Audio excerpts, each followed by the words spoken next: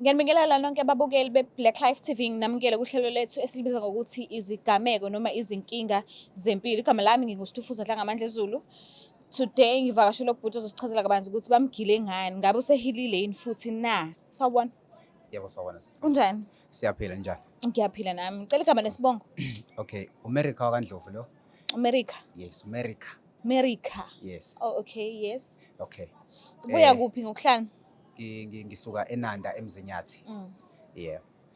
So, isitori sami sikanje sisi. Mina ke nje ngaskemwa yilabantu laba abayinyanga bala emgwaqweni. Laba bathi bazokwenzela imali eningi kanjalo, yabo. Shuthi ngasuka ekhaya.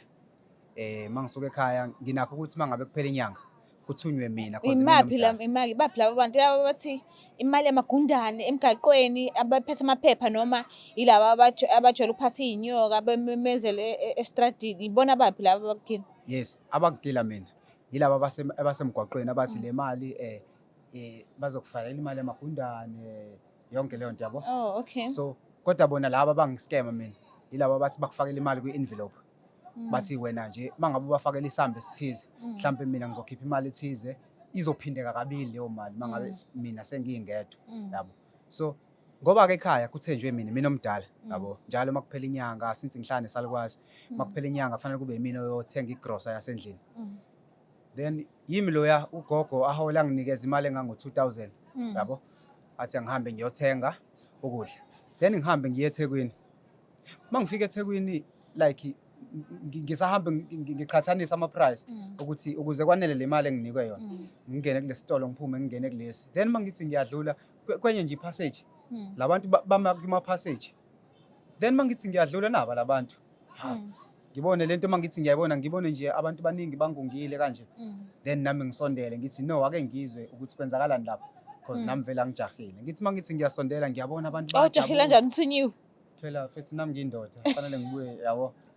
Imali before bakuskeme nje awujwayele vele ukuya eThekwini noma umuntu ongajwayele ukuthunywa eThekwini sukuyela ngento zakho awukazi uzuzwe nje ngalabantu laba abala emgaqweni ababamba nayo hlobo bengingabazi hlobo.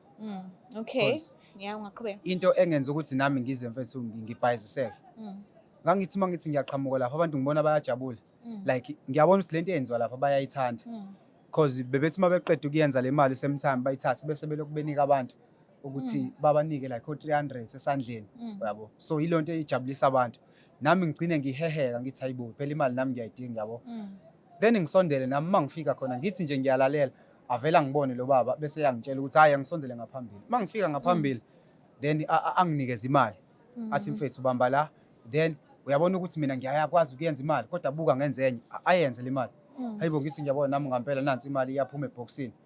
Then bese ethi wemfethu mangabe ufaka imali ukuthi let's say uzofaka 1000 lizophindeka kabili. Lento bese nami iyangithatha ngithi hayibo phela imali lekhulunywa ngayo and sengiyibonile lento eyenzeka phambi kwami. Then ngithi hayi kulungile. Mangithi ephaketheni bear in mind ukuthi ngiphethe imali ukuthi ngizothenga ukudla mina. Hayi kulungile ngiyithathe le mali ngithi hey Sibindi uyaphilisa, Sibindi uyabulala. Ngithi ngizobheja ngayo imali kagogo because vele sengiyabona ukuthi umnotho ukhona. Hayi kulungile ngiyifaka imali engiyifakayo mina cause enye bese ngiyisebenzisile ngifake lo 1.5 wonke. Ngithi mina no cause kuzoba u3000 ngiyabona ukuthi ngiyabenefita then ngizokwazi ukuthi nami ngenze izinto zami eceleni. No ngufake lo 1.5 kuthiwa hayi kuzobuya seku3000. Ngithi mina kulungile.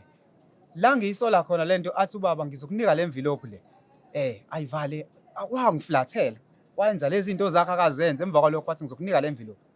Then wena mangabe uqeda ukuthatha le envelope uyahamba ubheka phambili ungabheke emuva.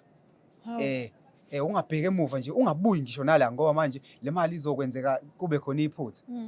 Bese phela sengiluthekile vele nami. Ngithathe le mali ngiyifake straight ephaketheni. Then bese ngiyahamba. Mangifika esitolo angithi mina ngizothenga ukudla. Mangifika esitolo sengiyaqoqa yonke into because imali ikhona. Khumbula ukuthi ngithathe lo 1.5 bengizothenga ngayo lokudla lo. Hayi ke ngiqhubha inqola yami ngiyagcwalisa izinto engiyibhalisiwe ngiyabuka kwi-list ngiyathatha ngifaka enqoleni. Ngithi mina nje wathi lo baba kuzophela i-hour makuphela i-hour izobe isiningi le mali.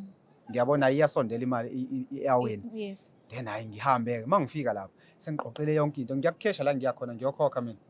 Mangifika sengithi ngiyakhipha phela imali. No hayi si right imali yami. Angithi ngiyakhipha imali. ngivula envelope like usiso okuthila ngibuze hayibo indaba umdala ngakufakele kwinvelope ngithi hey baba unganaki indaba zami then ngivule mina envelope yami ngithi ngiyafika amaphepha yalazi iphepha elimhlophe not like into eyimali iyiphepha hayibo kumele ngikhokhe phela manje ngigcwalisile inqola mina ukudla ekhaya balinda ukudla kwa imali yokugibela ibilapho sekufanele ngiphumeke esitolo ngibuyisela inqola emuva ama security aseyangi-attenda ke isiphithiphithi nje bayitshela ukuthi mhlambe mina bengizokweba or something then ke ngixolise ngikwazi ukuthi ngiphumele eminyango mangiphumele eminyango ngizama ukuthi ngiye rank sekungishoda ngisho nangemali yokugibela mangifika erank okay manje usabuyeli lapha okay nakho ngeqa bese ngithi ngiyabuyela ngiyombheka ngithi ngiyagijima ngiyobheka lo baba phela hayibo ubaba bese endaweni ethize ukuze angibuyisele imali yami ngithi ngiyafika kuKhaliphu ngesikwa abantu ebengimnaba bekho abasekho ngiyafika ngiyabuza abantu bebemla komama la abadayisayo emaqwaqweni abantu bebela benza ukuthi nokuthi kuthiwa yilabo bantu basokile uzobathola batheba besuka la baye ekhoneni elithize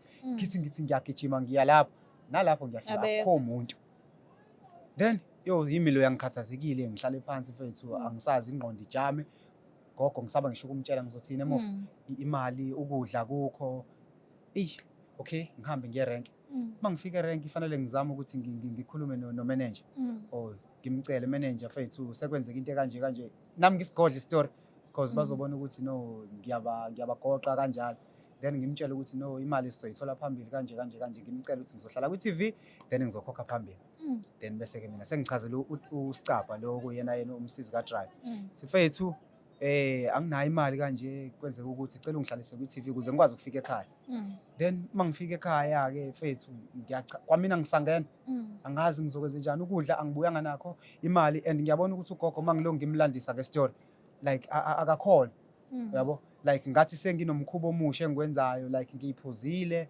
or ngihambe nabangani or ngidizile entombini yonke leyo then ngabona ukuthi ugogo akangi-understand ngazama mfethu nami angazi ukuthi ngizokwenzani ngingazi ngempela kwaba buhlungu nakumina ukuthi ngiskemiwe like le nto yenzeka ngokuphazima kweso manje le nto le abeve besebenzisa umuthi mhlambe ngoba mawusuhleli nje ucabanga kahle nawe yini engayenza ukuthi imali iziphinde yona kwi-envelope ukuthi ngasuke ngakholwa into engayibona uyabo so into engayibona ngamehlo ngase ngezitshela ukuthi mina izophinde yenzeka ngazibuza mina ukuthi yini ezohlela ukuthi imali ingene kwi-envelope ibikwazile ukungena eboxini uyabo so nganalelo themba lokuthi no le mali isazoba ningi and ngayitshela ukuthi lento sengizophila ngayo mina yabo usuhilile kodwa ke akakahileki mfethu ngoba lento iyashiya esikhulu isilonda ngiyabona ukuthi ngisho kuthiwe siyaphola lesilonda isibazi sisazosala because sengizozonda nanoma imuphi umuntu engimbonayo yenza lento emgwaqweni yabo ngoba angikwazi futhi ukuthi ngiphinde ngisola omunye umuntu like ngizosola lo muntu kanti akuyena yabo so ngiyafethu nje ibhlungu nje because nogogo akakwazi ukungithemba lokho kwagcina lapha akasakwazi ukuthi athi America hamba uyothenga usekwazi ukuthi acele ingane kamakhelwane mina sengaluza itrust kugogo wami yabo so kubhlungu nje so ungathini uxwayisa umuntu esekhaya nje ngalesi simo owaqondana naso guys ngiyafisa ukuthi umuntu ongakayenzi lento angaqali ngoba labantu mfethu bazokulutha uzobhema wena ukhole ukuthi lento iyiyona kanti akuyona so ngicela ukuthi omunye umuntu ozoke nje kuthiwe nansi imali ethize emgwaqweni bafethu ngicela make sure ukuthi ningasondeli kulabo bantu because abanye bake bathini